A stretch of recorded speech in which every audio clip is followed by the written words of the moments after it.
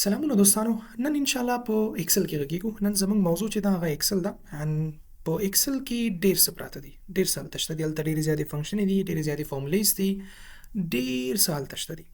خو په دې کې بعضې موضوعګانې بې حده زیاتې مهمې دي چې هغه باید ستاسې زده اوسي. دې کې یو موضوع ده په ایکسل کې چې هغې ته موږ نوم اخلو. په نوم زما په خیال انزرټ ته ځو. انزرټ کې یو موضوع ده دغلته چې هغې ته وایي پیوټ ټیبل. دا په دې ټول ایکسل کې د ټولو نه زیاته مهمه موضوع ده. دې دنده څه شی دی؟ دا د څه دپاره پکارېږي؟ که چیرې تاسې په دې باندې داسې خبر وکړئ، دلته تشریح کړي دي وایي ایزیلی ارینج اینډ سمرایز ا کمپلیکس ډیټا ان پیوټ ټیبل. ساده لفظو کې پوهې کم دې په مرسته تاسې خلاصه راوباسلی شئ یا راپور جوړولی شئ.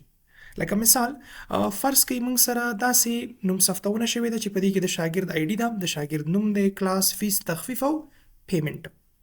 داسې اوس فرض کوي فلحال لپاره تاسو ته ښیي چې 14 شاګردان دي، فرض کوي 15,000 شاګردان دي. صحیح ده؟ زه غواړم چې د دې موږ ته خلاصه راوباسي. ساده لفظو کې پوهې کم راپور یې راته جوړ کړي. اوس دغه راپور که چیرې غواړو موږ جوړ کړو، موږ یې د پیوټ ټیبل په مرسته باندې ډېر په اسانۍ سره کولی شو. تاسې په همدې کلیک کوئ ان دلته تاسې نه پوښتنه کوي چې دغه خلاصه د کومې لیکنې ته غواړئ.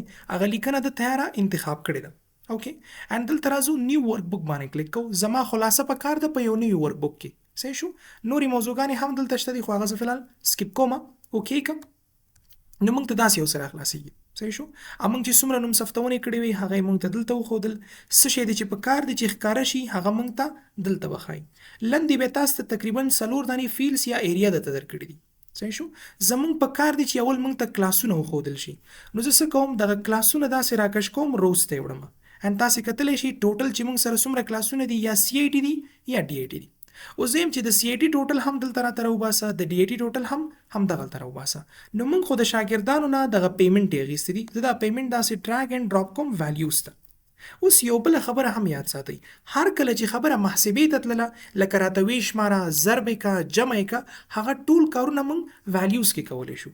ما ورته وویلې چې د پیمنټ کې چې هر څه پراته دي په هغې باندې یو محاسبه وکړه. محاسبه څه ده؟ سم اف پیمنټ. مطلب موږ ته دغه د پیمنټو سمیشن وکړه، ټول راته جمع کړه.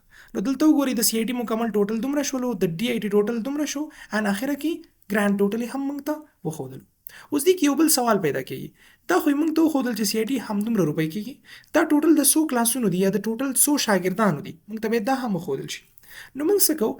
راځو موږ سره دویم آپشن هم شته ده، بلکې ډېرې آپشن دي. آی ډي نه هم موږ استفاده کولی شو، نیم نه، فیس نه، ډسکاونټ نه. زه ورته یم چې همدغه آی ډي راواخله او موږ ته یې کاونټ که ویې شماره. نو زه به یې دغه د سم اف پیمنټ چې دی دې نه لاندې مې ډرا کړلو. نو موږ ته وایي چې په سی آی ټي کې تاسې دومره شاګردان لرئ او په ډي آی ټي کې تاسې دومره شاګردان لرئ. ظاهره ده غلط شو ځکه سم اف آی ډي کړلو، مطلب آی ډي ګانې موږ ته ټولې جمع کړلې. که دلته وګورو دغه عددونه یو بل سره جمع کړل او دلته یې موږ ته وښودل. زه یم چې جمع کوئ ما ویې شماره.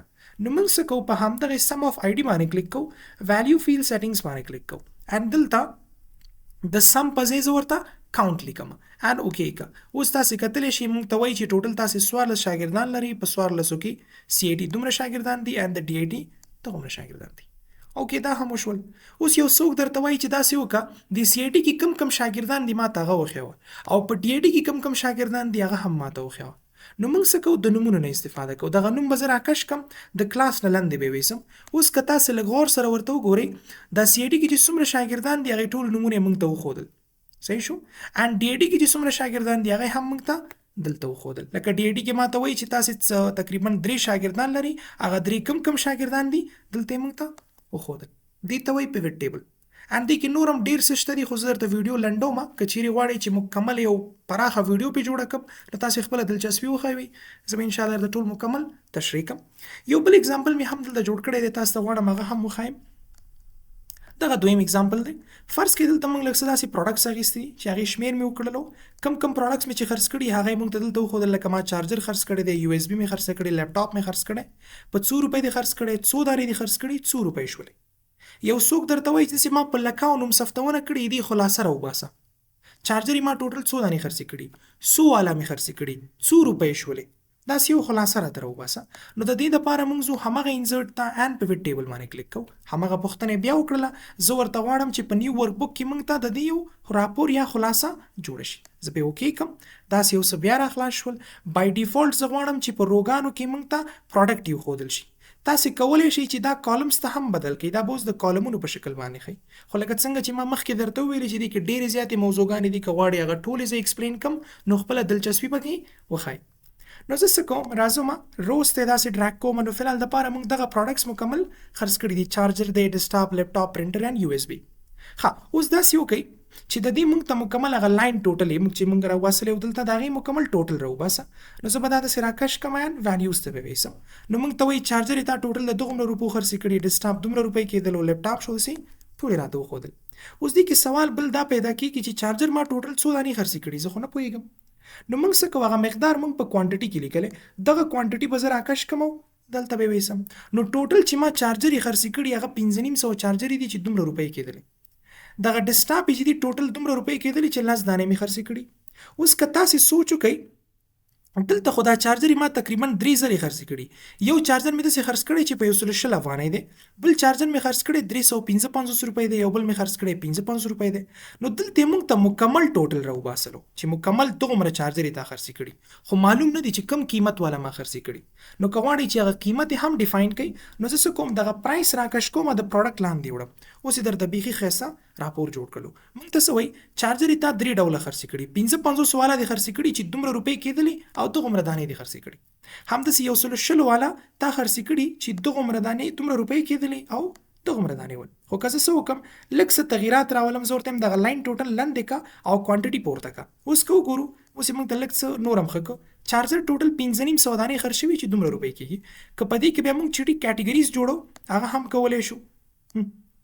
دا اوس موږ ته کیټګري وایز یو څه وښودل، دا د هر یو که زه دې ځینې مثال ایکسپانډ کوم یا کلاپس کوم هغه هم تاسې د دې ځای نه داسې کولی شئ. هم مثال زه دا هم همداسې اخلم ان بس یا یو اس بي ډیټیلز دې موږ ته وښودل شي. که زه چیرې کنټرول پی کم یعنې پرنټ یې کم دا به درته چاپ کې هم په همدې ډول سره راځي.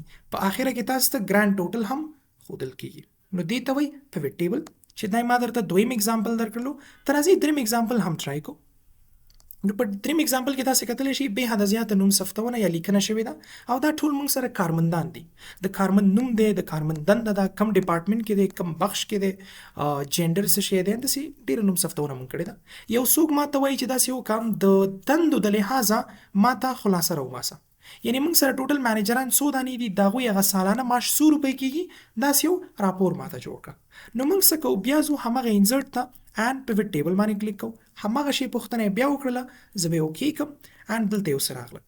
بای ډیفالټ څه شی غواړو چې موږ ته ښکاره شي، نو زه بای ډیفالټ یا په خپله چې په نورمال حالت کې زما په کار دي هغه دندې دي. نو دغه ټول کارمندان دي زموږ سره چې هر یو بیل بیل بخش دی یا بیله کیټګري ده. اوس زه غواړم چې د دې مطابق موږ ته کارمندان وشمارل شي. لکه مثال ډایرکټران ما سره ټوټل څو دانې دي دلته راته وښیوه. نو موږ څه کوو، که لږ څه پورته لاړ شو، د هر یو کارمند موږ آی ډي لیکلې ده. دغه آی ډي زه راخلم ویلیوز ته وړم او غواړم چې کاونټ کې راته. نو دا وګوره چې ولیکل کاونټ اف ای آی ډي، امپلای آی ډي موږ ته کاونټ کړله. که زه اوس چیرې چیک کړم ډایرکټران ما سره ټوټل 121 دانې دي. ښه دا خو وشولو. اوس یم چې د هر یو کیټګري مربوطه موږ ته سالانه معاشونه هم جمع کړه. نو موږ څه کوو، لږ څه لاندې راځو او په دې کې دغه انول سیلري ډراګ اینډ ډراپ کوو دغلته. نو اوس وګورئ د هر یو د دندو مربوطه چې کوم یو دي، ډایرکټران موږ سره ټوټل 121 دانې دي چې دومره ټوټل کېږي د سالانه معاش. داسې موږ ته اوس خلاصه راوباسل. اوس که تاسې ووایئ چې استاد داسې راپور خو زموږ نه ده په کار، زه غواړم اوس معلوم هم کړم چې د ډایرکټرانو کې کم کم ډایرکټران دي، نومونه یې څه شی دي، موږ ته یې نومونه هم وښیوه. تاسې کولی شئ چې نومونه هم پکې استفاده وکړئ. دا وګورئ فل نیم، دا به زه راکش کړم جاب ټایټل ته. اوس دلته وګورئ که موږ وګورو د هر یو کارمند چې کم کم دنده لري هغه دننه په دې کې موږ ته وښودل شو. که زه اوس راشم مثال وګورم، کمپیوټر سیسټم مینیجران څو دانې دي، 21 دانې دي چې سالانه معاش یې دومره روپۍ کېږي. بیا په دننه یې دلته موږ ته هغه ټول کارمندان وښودل چې کم کم کارمندان دي، هغې هغه نومونه یې هم موږ ته وښودل. که تاسې اوس غواړئ دا هم معلوم کړئ چې دا د کم کم هیوادونه دي، نو تاسې هیواد هم پکې اډ کولی شئ. که زه لږ څه لاندې راشم کنټري پکې ډراګ اینډ ډراپ کړم، اوس وګورئ تاسې داسې یو راپور جوړ کړلو. خو دا بیا لږ زموږ د خوښې نه دی. زه به داسې وکړم دغه فل نیم به ترېنه ریموو کړم. اوس یې که زه چیرې چیک کړم نو اوس یې موږ ته داسې یو راپور جوړ کړلو. که زه لږ څه پورته راشم دا وګورئ. زه مثال درته در کوم، فرض کړه کمپیوټر سیسټم مینیجران چې دي 21 دانې دي. د برازیل هیواد نه موږ 3 دانې لرو، چاینا نه موږ 6 دانې لرو او د امریکا نه 12 دانې لرو چې د هر یوې بیا موږ ته سالانه ټوټل هم وښودو. اوس که تاسې دا غوښتنه پکې لرئ چې استاد هیوادونه خو دې راته وښودل، اوس په دې کې دننه کم کم ښارونه دي موږ ته هغه هم وښیوه. نو موږ څه کوو، دغه د سیټي چې دی دا د کنټري نه لاندې ورته داسې ډراګ کوو. نو اوس نور هم زموږ د خوښې جوړ کړو. اوس که دلته وګورو، مثال ما سره بزنس پارټنران ټوټل 19 دانې دي چې د برازیل نه موږ دومره لرو، خو په برازیل کې دغه 2 ښارونه دغه یو کارمندان دي. که زه راشم امریکا ته، نو بزنس پارټنران خو موږ سره شته دي چې وګورو 14 دانې موږ سره د امریکا نه دي، خو په امریکا کې دننه د مختلفو ښارونو دي. لکه د میامي ښار نه زه 3 دانې پارټنران لرم، شیکاګو ښار نه مثال زه 1 دانه لرم چې دومره روپۍ کېږي. مقصد باندې انشاءالله ورسېدی. نو د نن ورځې دپاره همدومره. ښه وخت.